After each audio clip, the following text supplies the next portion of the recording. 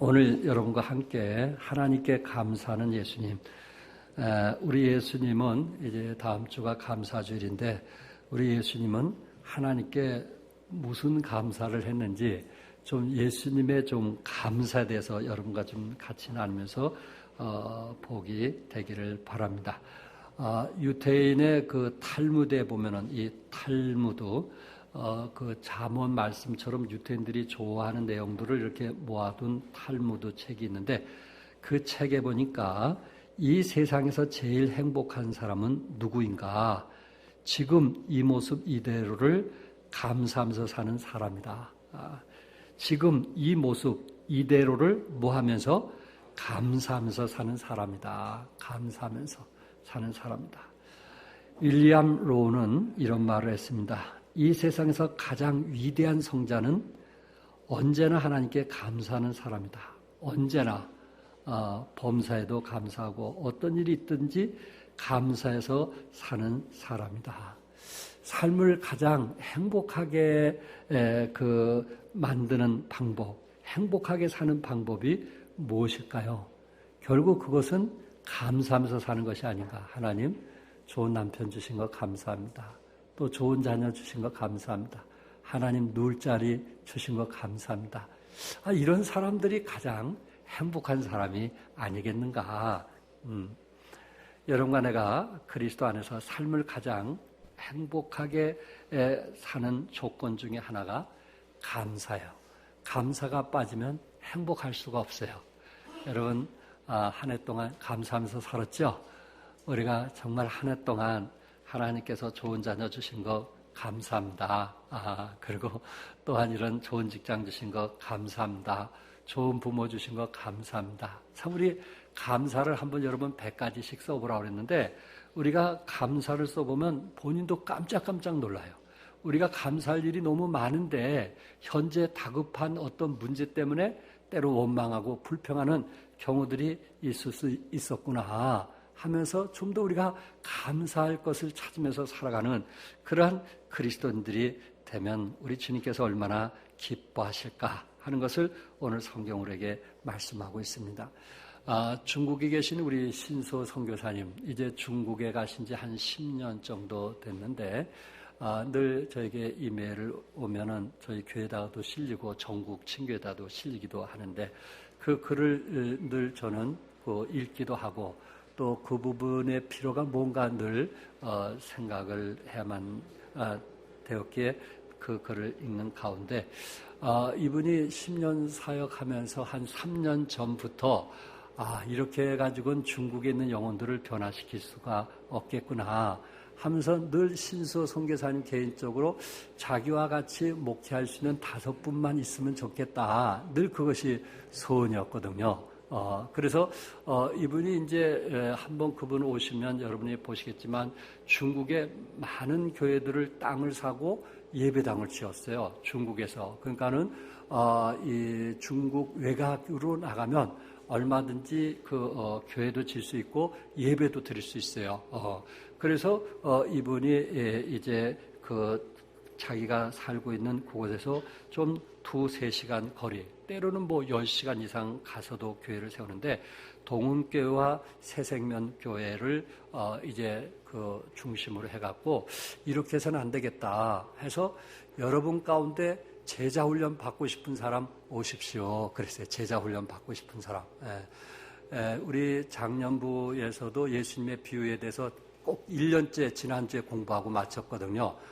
이번 주에는 이제 새로운 책으로 공부하는데 정말 우리 장년부들 함께 해주신 것 감사합니다. 늘 같이 공부해 주신 것 고맙기도 하고 감사하기도 하는데 이분이 뭔가 이렇게 해서는 안 되겠다 해가지고 제자훈련을 도입을 했어요. 그래서 3년 전에 제자훈련을 도입해갖고 그 2개에다가 강구를 했어요. 여러분 가운데 정말 훈련을 받고 다른 사람을 돕기를 원하시는 분들 한번 헌신하라고. 그러면 자기가 3시간, 4시간 가는 거리를 마다하지 않고 기꺼이 가서 훈련하겠다. 선교사님의 교회들이 얼마나 많아요. 방문할 교회가. 그런데 그 특별한 사람을 위해서 시간을 내겠다 했어요. 그런데 그중에 8분이 헌신을 하더래요. 우리가 제자훈련 받겠습니다. 그래서 8분을 훈련을 해가지고 지난 봄에 수료를 했는데 그중에 5사람이 졸업을 한 거예요. 5사람이. 그것만 해도 감사하죠.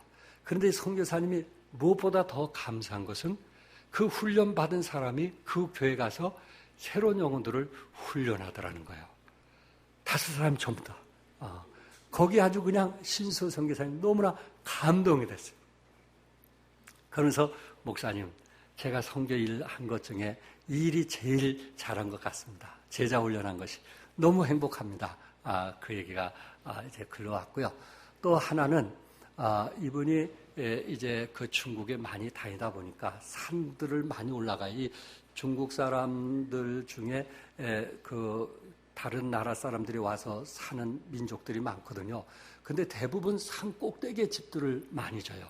그런 사람들을 찾아가려면 2시간, 3시간 또한 걸어가기도 해야 되고, 그렇지 않으면 오토바이로 가게 해야 되고, 이런 어려운 점들이 많은데, 이분이 이 다리가 아픈 거예요.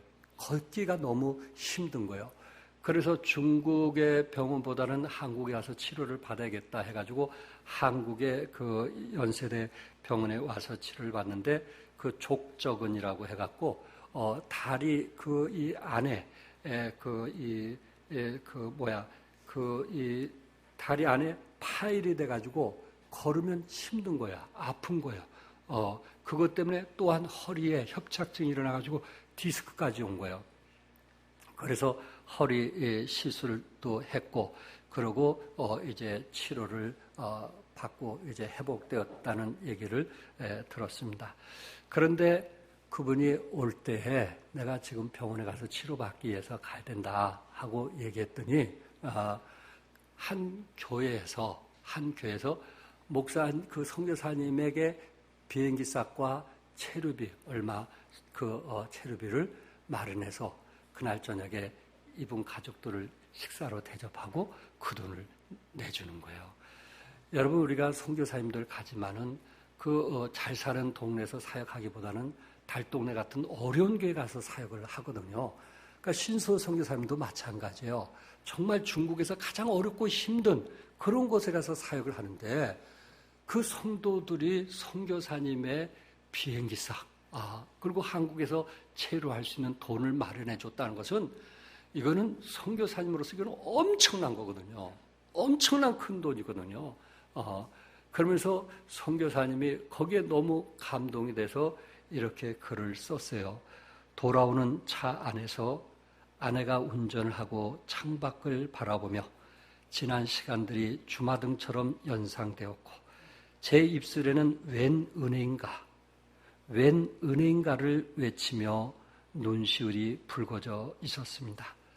작은 열매를 맺기까지 인내와 희생으로 함께 해주심에 감사를 드리며 주님의 이름으로 갈채를 보냅니다. 그가 사랑을 받았던 그 성도들이 반응을 보이기 시작했다는 거예요.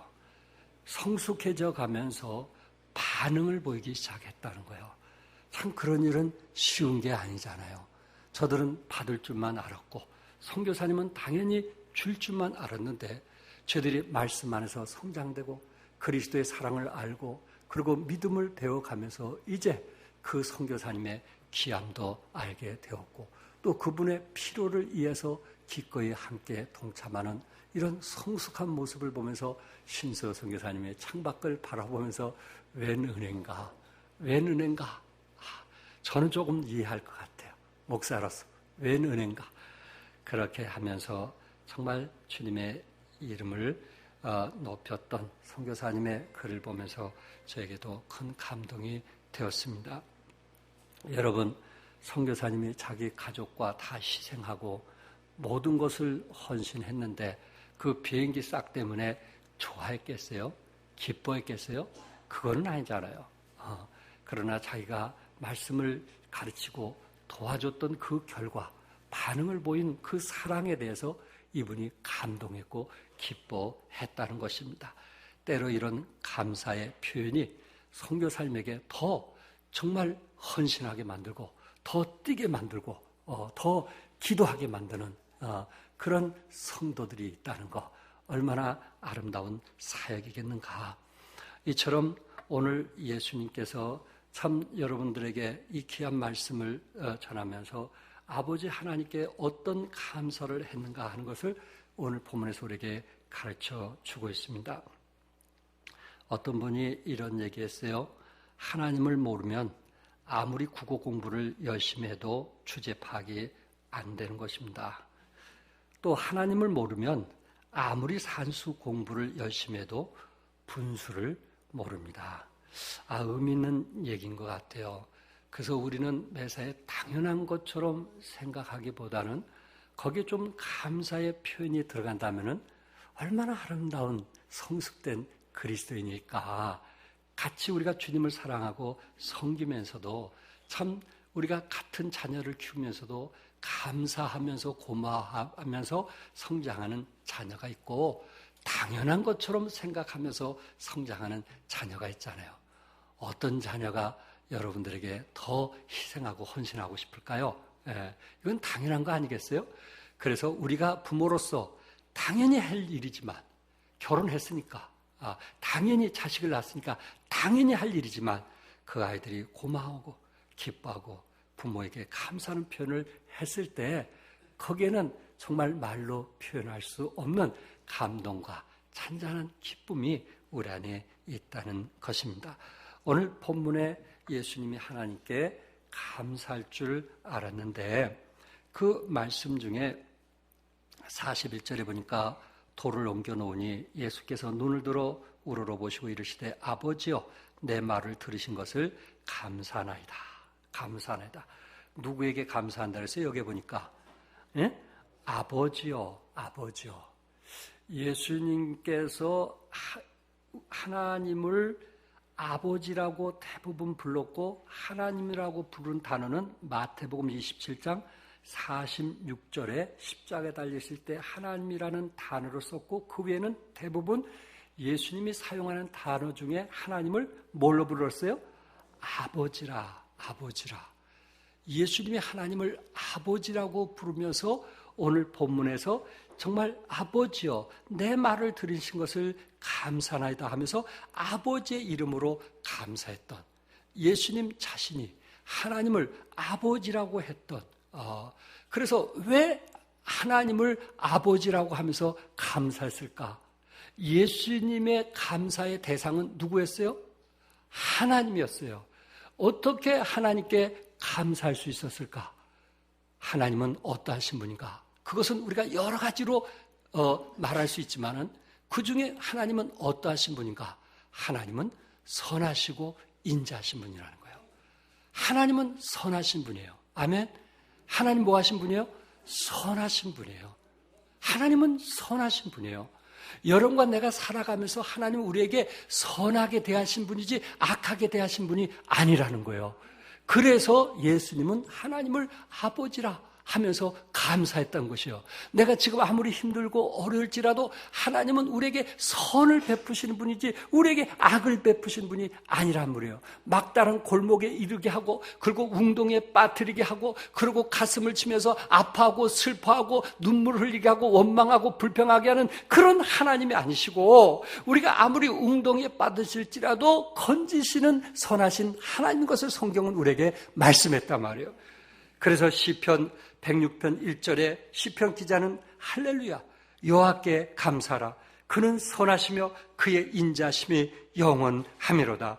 그의 선하심과 그의 인자심이 뭐하다 그랬어요? 영원하미로다 이렇게 말씀했어요. 영원하다. 하나님의 선하심이 영원하다. 지금도 선하시고 앞으로도 선하시고 그리고 지금까지도 선하셨다는 것을 시편 기자는 고백을 하고 있습니다. 여러분 저는 다윗이 그렇게 사울에게 자기 장인에게 그렇게 고통과 어려움을 당하면서도 그를 죽일 수 있는 기회가 2번이나 있었는데 그가 기름 부은 자라는 것을 알고 오히려 정말 죽일 수 있는 기회를 피하는 하나님께 맡기는 다윗의 모습을 보게 됩니다. 그는 그 죽음이 발 한 걸음 사이라고 고백까지 하면서 얼마나 힘들면 죽음이 발 한 걸음 사이라고 얘기하겠어요. 그럼에도 불구하고 그가 사울을 원망하거나 불평하지 않았던 이유가 무엇일까요? 그러면서도 피신을 당하면서 10년 이상 그렇게 살았던 이유가 무엇일까요? 그런 속에서 하나님의 무엇을 맛보았기 때문에? 선하심을 맛보았기 때문에. 다윗은 원망하고 불평하기보다는 하나님을 의지하면서 살아왔고, 그 10년 동안 그는 탁월한 리더자로 훈련이 되었고, 그리고 40년 동안 나라를 다스리면서 평화를 유지했던 다윗 왕의 모습을 우리는 보게 되는 것입니다. 그는 분명히 상황이 힘들고 어렸어요. 분명히 상황이 앞이 내다보이지 않았어요. 죽음이 바람건 사이였어요. 그럼에도 불구하고 원망하거나 불평하지 않았다는 것입니다. 여러분, 예수님은 어떠하신 분입니까? 여러분과 내 죄를 이해해서 십자가를 지어야만 되는, 그 가장 고통이 심한 십자가를 짊어져야만 되는 그런 상황이 아니었나요? 예수님이 예루살렘에 올라가시기 전에 겟세마네 동산에서 피땀을 흘리면서 기도할 때, 아버지 하나님, 아버지, 이 잔을 나에게서 뭐였어? 옮겨달라고 기도했잖아요. 얼마나 그 잔이 힘들었으면, 고난의 잔이 이 잔을 나에게서 옮겨달라고 기도하신 분이 예수님이잖아요. 그러나 주님은 뭐라 했어요? 그러나 내 뜻대로 하지 마옵시고 누구 뜻대로? 아버지의 뜻대로 하옵소서. 아버지의 뜻대로 하옵소서. 그렇다고 해서 고난의 잔이 사라진 것이 아닙니다. 아버지의 뜻대로 하옵소서 그렇게 기도했지만 결국 예수님은 고난의 잔을 짊어져야만 되었던 것입니다. 십자가의 잔을 짊어져야만 되었던 것입니다. 그럼에도 불구하고 그것이 십자가의 잔이라 할지라도 불평하지 않고 원망하지 않았던, 그러면서 예수님이 하신 말씀이, 예수님이 이 땅에 오신 것은 누구의 일을 행하기 위해서 오셨다 그랬어요? 아버지의 일을 행하기 위해서, 아버지의 일을 행하기 위해서 내가 이 땅에 왔다고 말씀했어요. 그것이 고난의 길이라 할지라도, 그것이 십자가의 길이라 할지라도, 그것이 죽음의 길이라 할지라도 누구의 뜻을 행하기 위해서 오셨다고요? 아버지의 뜻을 행하기 위해서 오셨다고 했어요. 여러분과 나는 주님이 나를 구원해 주신 이유가 뭘까요? 우리를 하나님의 자녀로 인쳐주신 이유가 뭘까요? 누구의 뜻을 행하기 위해서? 아버지의 뜻을 행하기 위해서. 아버지의 뜻을 행하기 위해서. 비록 그것이 고난의 길이 될지라도, 남들처럼 형통하지 않을지라도 그것이 아버지의 뜻이라면 우리는 기꺼이 불평과 원망하지 않냐고, 우리는 감사함으로 그 길을 걸어갈 수 있는 믿음이 필요하지 않겠는가 하는 것을 성경은 우리에게 가르쳐주고 있는 것입니다. 여러분, 요셉은 어떠했어요? 요셉은 형제들로부터 미움을 받고, 그는 처음으로 그 아버지의 사랑을 받았던 사람이 애굽의 노예로 가지 않았어요. 여러분, 노예 한번 그림을 그려보세요. 그거는 상상조차 할 수 없는 일이에요.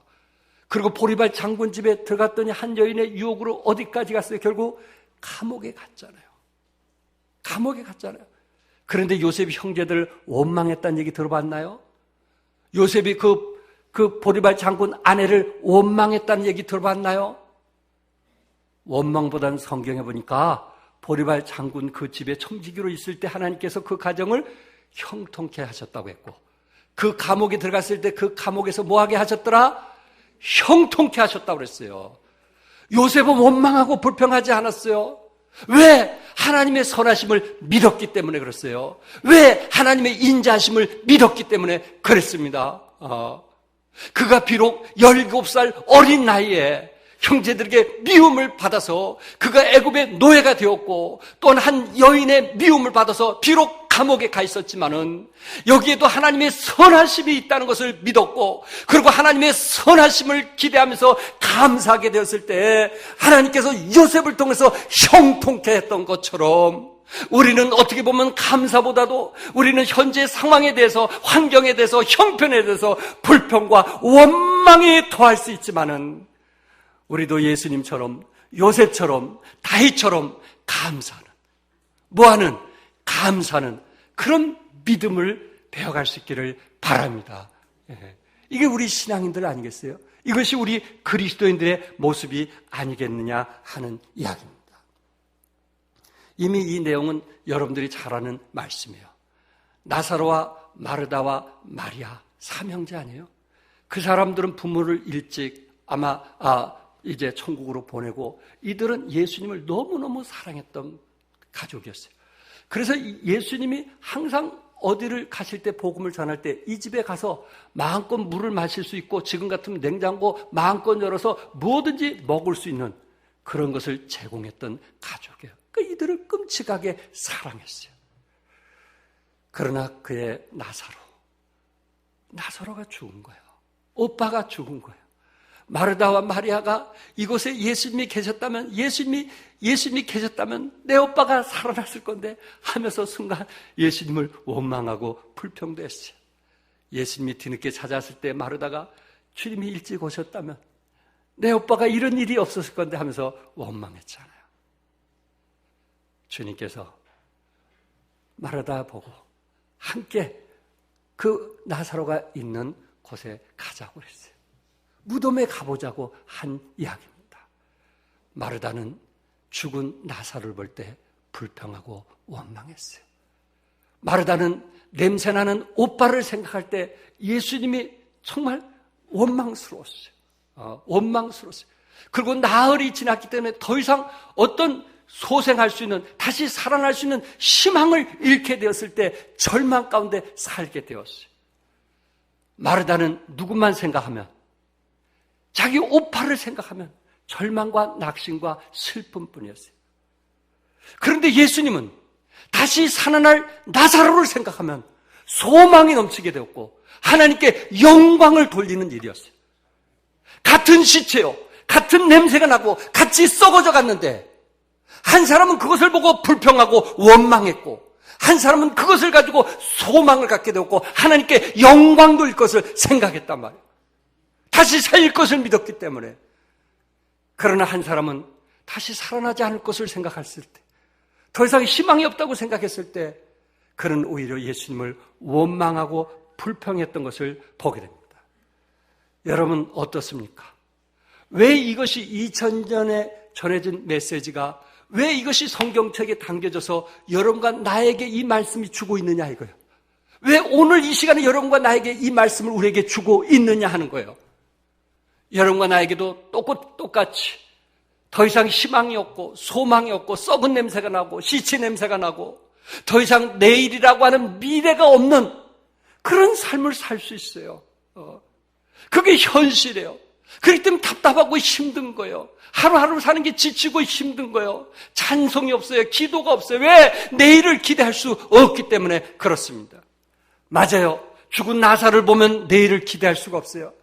그러나 예수님처럼 하나님을 바라보고 다시 살아날 것을 믿는다면, 여러분이 살아날 것을 기대한다면 우리에겐 소망이 있고 희망이 있어요. 하나님은 선하신 분이기 때문에 그렇습니다. 우리를 악하게 하시는 분이 아니고 우리를 선하게 하신 분이기 때문에 우리에게 희망과 소망이 있다는 것입니다. 아무리 힘들고 아무리 미래가 없고 지쳐있다 할지라도 주님을 의지하십시오. 주님을 붙드십시오. 주님께 한 걸음만 더 나가보십시오. 여러분의 영안이 밝혀지게 될 거고 여러분 안에 소망과 희망을 갖게 될 것입니다. 예수님은 나사로를 불러내어 생명을 주셨습니다. 하나님의 말씀은 더 이상 사망이 버틸 수가 없고 하나님의 말씀은 더 이상 죽음의 자리에서 견딜 수가 없기 때문에 그렇습니다. 사도 바울처럼 사방으로 우겨쌈을 당하고 계시는 분들이 있습니까? 고난 중에 계시는 분들이 있습니까? 부활하신 주님을 의지하고 믿으시기 바랍니다. 전기 공사를 하면서 심부름꾼 하던 사람이 일본에서 세계적인 경영인으로 뽑히게 되었습니다. 그분은 570개 계열사와 13만 명의 종업원을 거느리는 세계적인 경인이 되었습니다. 그의 이름은 마츠시다 고노스케입니다. 그의 책자에 보면은 그는 자전거 점포의 점원으로서 시작을 해서 대기업가가 되었다고 합니다. 많은 사람이 당신의 성공의 비결이 무엇이냐고 묻는 일에 대해서 자기가 감사할 수 있었던 것은 3가지 때문이라고 늘 얘기했다고 합니다. 첫째는 11살 때 부모님을 잃었기에, 11살 때 부모님이 세상을 떠났기에 남보다 일찍 철이 들었다. 남보다 일찍 내가 이제 하지 않으면 안 된다는 그 생각 때문에 11살에 부모님을 잃었기에 남보다 일찍 철이 들었다. 두 번째, 자기가 공부한 것은 초등학교 4학년뿐이 공부한 적이 없다. 그래서 이 공부에 한이 있어서 지금까지 책을 놔본 적이 없다. 제대로 학교에서 배운 것이 없기 때문에 이렇게 해서라도 내가 배우지 않으면 남들보다 앞설 수가 없다는 생각 때문에 나는 남들보다 늘 책을 끼고 살았다. 세 번째, 어려서부터 늘 몸이 약했기 때문에 건강에 신경을 쓰지 않으면 안 되어서 지금까지 건강할 수 있었다. 남들이 보기에 억세게 불우했지만, 남들 보기에 억세게 재수없는 사람이었지만은 이것을 어떤 사람이나 어떤 환경의 원망이나 불평하지 아니하고 나는 이런 상황 속에서 딛고 일어서야 된다는 어떤 책임감과 의무감 때문에 그런 불편한, 그런 형편없는 환경 속에서도 딛고 일어나서 세계적인 경영인이 되었다는 것입니다. 어떤 사람은 그것을 탓하는 사람이 있고 어떤 사람은 그것을 감사한 마음으로 성공하는 사람이 있더라 하는 것입니다. 여러분들은 어떤 사람입니까? 환경을 불평하고 원망하는 사람입니까? 그렇지 않으면 그 환경 때문에 그것을 신앙 안에서, 믿음 안에서 감사하면서 딛고 일어난 사람입니까? 찰스 스펄전 목사님은 우리가 받은 축복에 대해 하나님께 감사될 때 우리가 받은 축복은 연장되고 우리가 당한 불행에 대해 하나님께 감사될 때 우리가 당한 불행은 끝이 납니다. 우리가 당한 불행에 대해 하나님께 감사드릴 때 우리가 당한 불행은 끝이 난다고 했습니다. 또한 두 번째 41절에 보니까 예수님은 응답해 주신 하나님께 감사했어요. 아버지 하나님께 감사했고 뭐 해주신 하나님께 감사했다고요? 응답해 주신 하나님께 감사했어요. 41절에 돌을 옮겨 놓으니 예수께서 눈을 들어 우러러 보시고 이르시되 아버지여 내 말을 들으신 것을 뭐하나이다? 감사하나이다. 감사하나이다. 우리가 예수님께 감사하는 이 원리를 배울 수 있는 한 가지가 무엇인지 아세요? 나사로가 살아나지도 않았는데 하나님께서 내 기도를 들어준 것을 믿고 하나님께 뭐 했어요? 감사했어요. 감사. 나사로가 이미 죽은 자 가운데서 다시 살아날 것을 믿고 감사했어요. 마르다는 죽어있고 시체 냄새가 나고 그리고 사흘 동안 썩어져 있기 때문에 이거는 도저히 불가능하다고 했는데 우리 예수님은 불가능한 것을 가능케 해서 하나님께 영광 돌리는 분이신데 하나님께서 이미 불가능하다고 생각가진 저들에게 뭐라고 했냐면 하나님께서 이미 이루어질 것을 믿고 뭐 했어요? 감사했단 말이에요. 감사. 그러면서 이 일을 이루기 위해서 마르다에게 그 돌을 치우라고 했어요. 이스라엘은 이 산속에 그 산을 파가지고 굴을 만들어가지고 거기에 시신을 두고 그 다음에 이 큰 돌로 막게 돼 있거든요. 그러니까 돌을 굴러야만 그 시신에게 갈 수 있는 거예요. 예수님이 그 돌을 마르다에게 그것을 한쪽으로 치우라는 거예요. 그럼 내가 나사로를 살려주겠다는 거예요. 그 썩은 냄새 나는 나사로를 뭐 하겠다는 거예요? 살려주겠다는 거예요. 돌을 치우라는 거예요. 그런 마르다의 역할이었어요. 예수님은 살리는 일을 하는 거고 마르다는 돌을 치우는 역할을 했어요. 어떤 돌? 믿지 못하는 돌. 어떤 돌? 불신앙의 돌. 어떤 돌? 내 오빠는 이미 사흘 동안 썩어져 있기 때문에 더 이상 다시는 살아날 수 없다라고 하는 불신앙을 하나님께서 깨트려야 나사로가 살아날 수 있다는 것을 마르다에게 가르쳐주고 있는 것입니다. 여러분 어때요? 미래에 대한 믿음이 없어요? 내일에 대한 밝은 미래가 없어요? 이것이 우리가 하나님을 믿지 못한, 선하신 하나님을 믿지 못한 불신앙 아닌가요? 우리에게 큰 돌이 우리의 가슴을 꽉 막아가지고 더 이상 하나님을 믿지 못하게 하는 그런 불신앙을 갖고 있지 않나요? 머리로는 아는데 마음으로 믿지 못하는 그런 불신앙이 우리 안에 항상 있지 않나요? 종교인은 되었는데, 종교인인데, 교회는 나오는데, 주일은 나오는데, 종교인인데 위에 계신 하나님을 절대자로 믿지 못하고 살아가는 그런 종교인이 아닌가요? 그럼 다른 곳에 다닌 거하고 여기하고 뭐 차이점이 있어요? 예? 다른 종교에 가나 교회 오나 뭐 다를 게 있어요? 종교인데, 똑같은 종교인데. 우리가 이곳에 온 것은 다시 사신 부활의 예수님을 믿기 위해서 온 거예요. 우리가 이곳에 온 것은 선하신 하나님을 믿기 위해서 오신 거예요. 우리가 이곳에 온 것은 불가능한 걸 가능케 하신 하나님을 믿기 위해서 오신 거예요.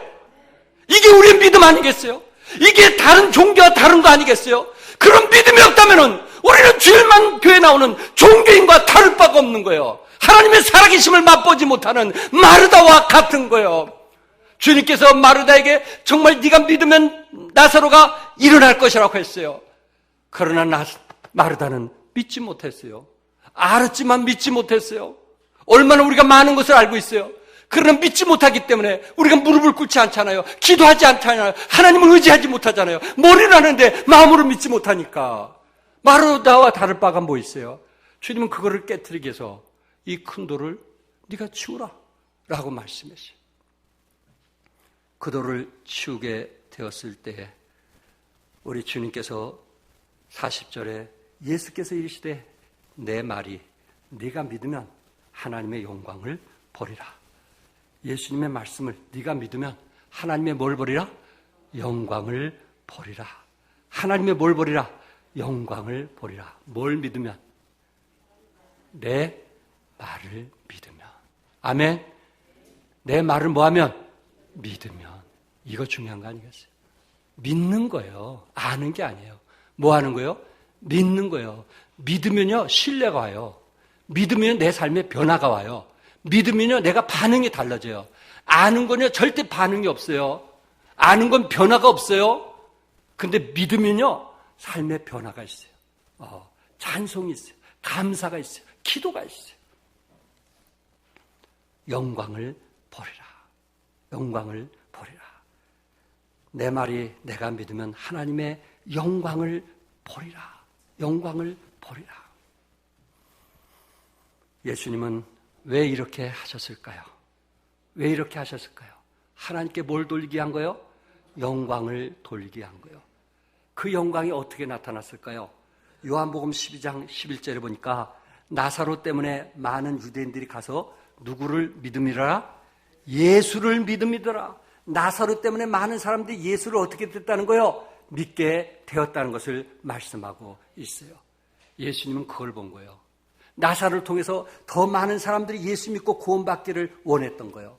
그러나 마르다는 죽은 시체를 보았고 예수님은 다시 살아날 나사로를 보았어요. 여러분, 우리는 다시 일어날 믿음을 가집시다. 다시 성공할 믿음을 가집시다. 하나님께서 우리에게 선대해서 세계에게 복음 전할 그런 믿음을 가질 수 있기를 바랍니다. 그런 마음으로 힘쓰세요. 수고하세요. 돌을 옮겨 놓으니, 마르다가 돌을 옮겨 놓으니 예수께서 눈을 들어 우러러보시고 이르시되 아버지여 내 말을 들으신 것을 감사하나이다. 여기서 우리에게 주는 교훈이 뭘까요? 우리 예수님은 일어나기 전에 무엇부터 했어요? 감사부터 했어요. 다시 따라 선불감사. 선불감사. 요거 갖고 선불감사라는 거예요. 선불감사. 예수님은 후불감사하신 분이 아니에요. 예수님은 아버지께 기도하고 그것이 이루어진 것을 하나님께 뭐 했어요? 감사했어요. 마르다가 들을 때는 이거 진짜 참 예수님이 이상한 사람으로 볼 수 있는데 예수님은 선불감사했어요. 자기가 기도한 것을 이루어질 것을 믿고 하나님께 감사하나이다. 나사로가 살아나지도 않았는데 하나님께 감사했어요. 우리에게 선불감사를 하고 있는 거예요. 뭐가 있는 사람에게는? 믿음이 있는 사람에게는. 아멘? 뭐가 있는 사람에게는? 믿음이 있는 사람에게는 선불 감사한다. 믿음이 있는 사람은 선불 찬양, 믿음이 있는 사람은 선불 기쁨, 믿음이 있는 사람은 선불 그 감격, 기쁨 이런 걸 누리면서 살아가는 거예요. 여러분은 어때요? 저는 하루에 3끼 뭐예요?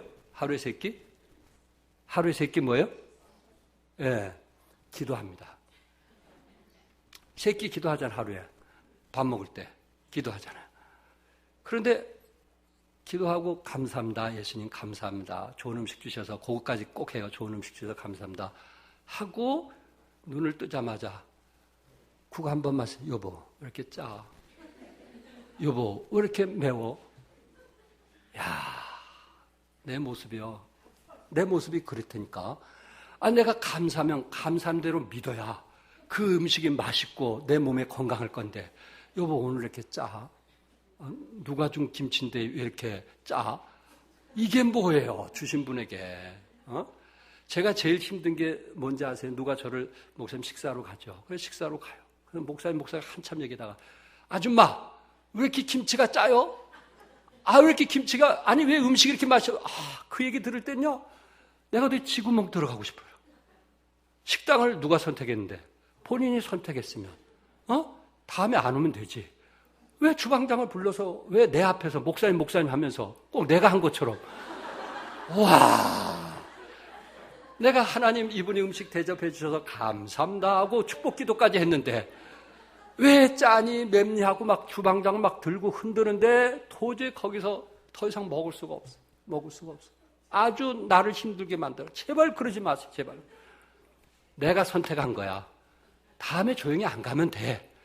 오히려 내가 선택했고 감사 기도했으니까 우리는 감사함으로 먹어야 되는 거예요. 이게 말씀에 힘이 있고 말씀에 능력이 있단 말이에요. 내가 하나님께 감사 기도했으면 그렇게 살아야 말씀대로 이루어지고 능력이 있고 힘이 있는데 내 남편 주신 거 감사합니다. 돌아서 남편이 뭐 어쩌고 말해요. 그 놈이 뭐 어쩌고 말해요. 쌍놈이 뭐 어쩌고. 이야! 기도할 때는 주신 거 감사합니다 해놓고 나서 돌아서면 그러면 되겠어요? 안 되겠어요? 빨리 돌아가시기를 바라는 거 아니야. 그분은 오래 사는 게 문제야. 빨리 돌아가셔야 돼. 이런 아내는 아내 가진 사람은 빨리 돌아가셔야 돼. 그런 거 아니에요? 감사하면 끝까지 내가 감사할 때 하나님께서 축복해 준 줄 믿으시 바랍니다. 감사를 끝까지 할 때 그 사람이 변화되고 역사가 일어나는 거예요. 그래서 그 내 감사가 믿음으로 이루어지는 것을 보고 하나님께 영광 돌리는 거예요. 근데 우리 생활과 우리 기도가 이렇게 다를 때가 있더라 이거예요. 그게 오늘 마르다의 모습이 아니겠는가. 마르다는 죽은 것을 봤고 예수님은 사신 걸 본 거예요. 여러분과 나는 뭘 보느냐 이거예요. 변하지 않는 것을 보느냐 변할 것을 보느냐. 아멘? 변하지 않는 것을 보면 돌았으면 화가 나요. 돌았으면 남편만 보면 막 이가 갈려. 아내가 이가 갈리는데 남편은 이가 안 갈리겠어요? 머리 뚜껑이 열리는 거야 남편은. 그러지 않겠어요? 자식을 보면 어떤 자매는 소망이 있으니까 뽀뽀도 해주고 키스도 해주고 안고 싶은 거예요. 그런데 소망이 없으면 화가 나. 막 밥맛이 없어. 열이 나. 안 볼 땐 편한데 걔만 보면 열이 나. 여러분, 우리는 믿음대로 행해야 되잖아요. 아멘? 그래 역사가 일어나거든.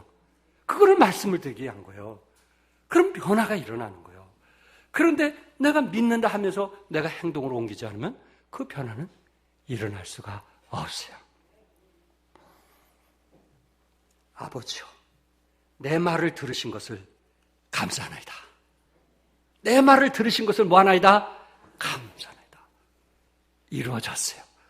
이게 예수님의 선불 감사법이에요. 나는 여러분들이 선불로 감사했으면 계속 그걸 지키고 믿으세요. 그럼 더 사랑스러워지고 더 가까이 가고 싶고 그리고 용서가 되고 불쌍하게 되고 그리고 힘이 없는 저 모습을 볼 때 이제는 도와주고 싶고 사랑이 가고 정이 가는 거예요. 탈무드에 혀에 감사합니다라는 말을 버릇들이기 전에는 아무 말도 하지 말라. 멋들이기 전에는 버릇들이기 전에는 아무 말도 하지 말라. 그게 힘들다는 거예요. 우리는 정말 감사해 봅시다. 옆에 계신 분이 누군지 모르죠. 한번 구천지선 뒤에 부모님이 감사합니다 하고 옆에 계신 분이 좀 감사합니다 서로 손을 하고 부부지간에는 더 감사합니다. 여보 고마워 감사해. 고마워 감사해. 아멘. 그리고 돌아서는 뭐 하면 안 돼요? 욕하면 안 돼요. 절대 안 되는 거예요. 감사합니다는 감사합니다로서 딱 종지부를 딱 끊는 거야. 아멘? 그래 역사가 일어나는 거예요. 그래 변화가 일어나는 거예요. 그런데 우리는 하나님께 기도하고 나서 우리의 행동은 아닌 거예요. 근데 예수님에게 배울 수 있는 것은 그분은 행동을 통해서 감사함이 보여줬다는 거예요. 제가 한 사람 더 소개할게요. 다니엘이에요. 그는 그 당시에 메다바세의 그 우상 외에 다른 신을 섬기면 사자굴 속에 들어가게 돼 있었어요. 그런데 다니엘은 그것을 알면서도 사자굴 속에 들어갔는데 6장 23절에 보니까 왕이 심히 기뻐서 명하여 다니엘을 굴에서 올리라 하며 그들이 다니엘을 굴에서 올리운즉 그의 몸이 조금도 상하지 아니하였으니 이는 그가 자기의 하나님을 믿음이었더라. 사자의 입을 천사가 봉했는데 다니엘을 물지 않았던 것은 뭐냐면은 그가 자기의 하나님을 뭐 했더라? 믿었다 이거예요. 아내의 하나님이 아니고 내 하나님을 뭐 했다는 거예요? 믿었다는 거예요. 남편의 하나님이 아니고 내 하나님을 믿었다는 거예요. 다윗이 얘기한 것처럼 시편 23편 나의 목자가 되어야 되는 거예요. 너의 목자가 아니고 누구의 목자? 나의 목자. 다른 집 뭐 어떻게 예수 잘 믿다 보니까 저렇게 뭐 잘 됐대, 축복이 됐대. 그거 100번 들어도 소용없어요. 100번 말해도 소용없어요. 그 하나님이 내 하나님이 돼야 되는 거예요. 그런 믿음을 가져야 되는 거예요. 나의 믿음. 어떤 집이 형통해지더라, 잘 되더라. 그거 100번 말해도 소용없어요. 그가 믿는 하나님이 내 하나님으로 믿어져야 되는 거예요. 그래 역사가 일어나는 거예요. 그런데 다니엘은 사자굴 속에 들어간다는 거 알았어요? 몰랐어요? 이런 기적이 일어나기 전에 다니엘은 어떤 믿음을 가졌냐? 6장 10절 우리 한번 다 같이 읽어볼까요? 다 같이 시작. 다니엘이 이 조세에 왕의 도장이 찍힌 것을 알고도 자기 집에 돌아와서는 윗방에 올라가 예루살렘으로 향한 창문을 열고 전에 하던 대로 하루 3번씩 무릎을 꿇고 기도하며 그의 하나님께 감사했더라. 그의 하나님께 뭐 했다고요? 감사했더라. 이게 다니엘의 믿음이었어요. 내가 왕에게 이렇게 잘했는데 어떻게 왕이 이런 것을 어인을 찍어가지고 나를 이렇게 시험할 수 있을까? 원망할 수도 있잖아요. 그리고 다니엘이 만약에 기도하다가 걸리면 자기 자식들 처까지도 전부 다 사자굴 속에 들어가는 거예요. 그리고 지금까지 얻었던 모든 부귀와 영화는 한순간 물거품처럼 다 사라지는 그런 상황에 놓여 있는 거예요.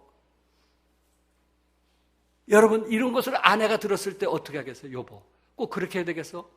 당신 보는 앞에서 이 자식들이 그렇게 사자굴 속에 들어가 죽어야 되겠어?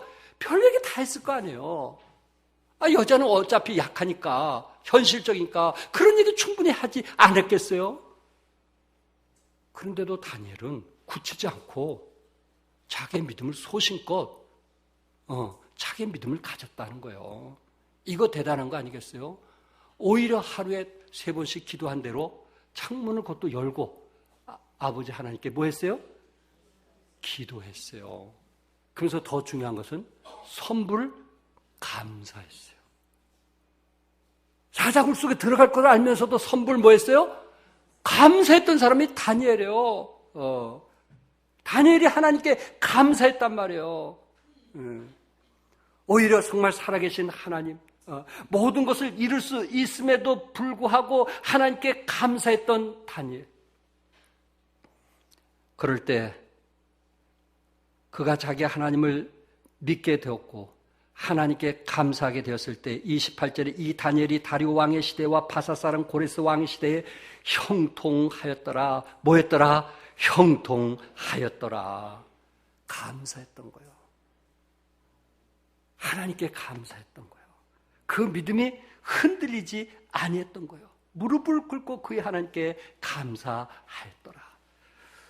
여러분과 내가 상황이 어떠하든 이런 믿음 한번 배워보지 않겠어요?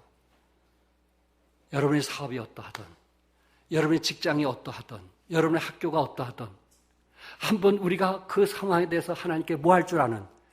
감사할 줄 아는. 그리고 그렇게 믿음대로 될 것을 믿고 하나님께 감사할 줄 아는 그런 기도. 그거를 하나님께서 더 기뻐 받아주지 않겠는가? 이렇게 감사 기도하는 사람에게 보너스 하나를 더 주셨는데, 심리학의 권위자 이시영 박사는 모든 정신적인 문제를 치유하는 방법 중에 하나가 뭐냐면은 그 책자 속에서 딱 하나, 감사할 줄 아는 사람이다. 뭐 할 줄 아는 사람?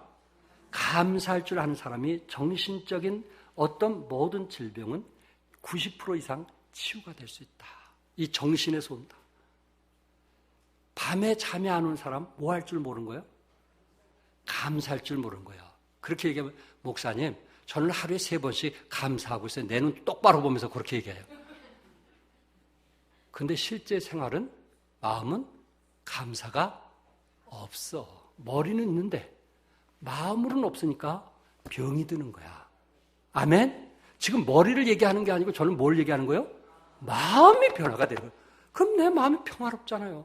내 마음에 쉼이 있잖아요. 하나님께 의지하는 마음이 있잖아요. 편안한 거예요. 머리는 하는 사람은 잠을 못 이뤄요. 마음으로 믿는 사람은 평안해요. 이분이 얘기할 때, 감사할 때 0.1초도 안 되는 순간에 세라토픽이라는 행복을 주는 물질이 내 세포에서 분출돼서 우리 마음의 병도 치유한다는 거예요. 감사하는 사람에게 이런 보너스까지 하나님께서 주시는 거예요. 정신적으로, 육체적으로 늘 건강하면서 감사함으로 하나님을 섬기는 여러분과 내가 되길 주님의 이름으로 축복합니다. 기도하겠습니다. 오주님 도와주십시오. 다니엘처럼, 예수님처럼